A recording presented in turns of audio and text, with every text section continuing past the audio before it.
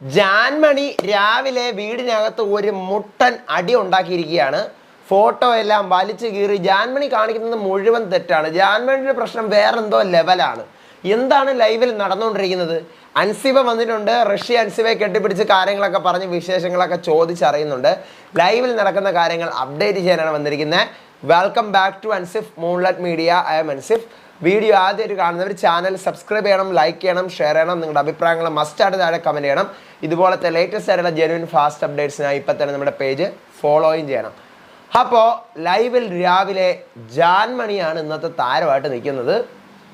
രാവിലെ തന്നെ big boss ഒരു പാട്ടൊക്കെ കൊടുക്കുന്നുണ്ട്. ആ പാട്ടൊക്കെ കഴിഞ്ഞിട്ട് എന്നെ തല്ലണ്ടമ്മാവ അത് കണക്ക് ജാൻമണി ഇന്ന് അതിനകത്ത് കിടന്നുകൊണ്ട് ഓട്ടക്കെന്ന് പറഞ്ഞു കഴിഞ്ഞാൽ നിസാര കാര്യത്തിന് അവളെന്തേ മിണ്ടിയില്ല, ഇവളെന്നെ പിച്ച്, ഋഷി എന്നെ മിണ്ടിയില്ല, ഇവളെന്നെ അകറ്റുന്നു, പുറത്ത് അങ്ങനെയാണ് ഇങ്ങനെയാണെന്നും പറഞ്ഞുകൊണ്ട്.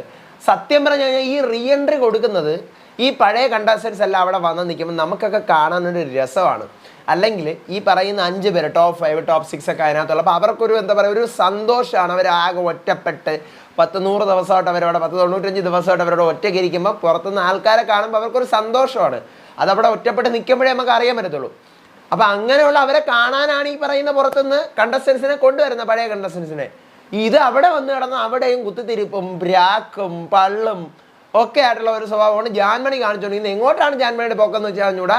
എന്താണ് അവിടെ നടന്ന പ്രശ്നം എന്ന് പറഞ്ഞ് എക്സ്പ്ലെയിൻ ചെയ്യാനായിട്ടില്ല. പൂജയും ജാൻമണിയും കൂടെ അടിച്ചു പിരിഞ്ഞ അവസ്ഥയാണ്.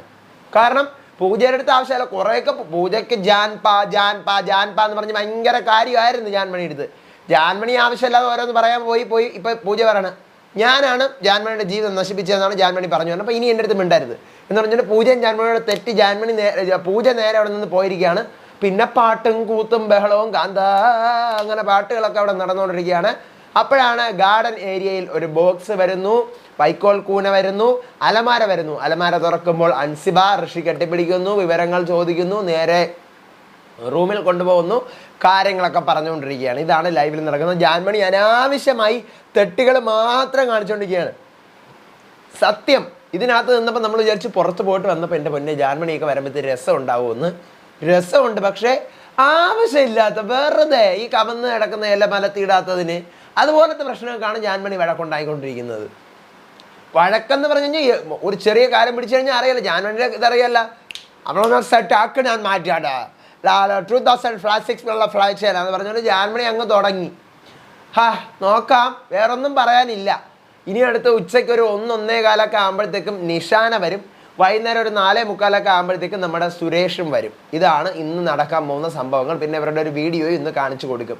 വേറെ ഒന്നും നടക്കില്ല. ഇനി ഗ്രാൻഡ് ഫിനാലയുടെ അപ്ഡേറ്റിലും കാര്യങ്ങളൊക്കെ ഞാൻ ഇനി ഞാൻ പോസ്റ്റ് ചെയ്യണം. ഇനിയിപ്പോൾ ലൈവിലൊന്നും ഒരു പുല്ലും കാണത്തില്ല. അപ്പോൾ അതിൻ്റെ അപ്ഡേറ്റുകളായിട്ട് വരാം. അപ്പോൾ അതുവരേക്കും ബൈ ആൻഡ് ടേക്ക് കെയർ.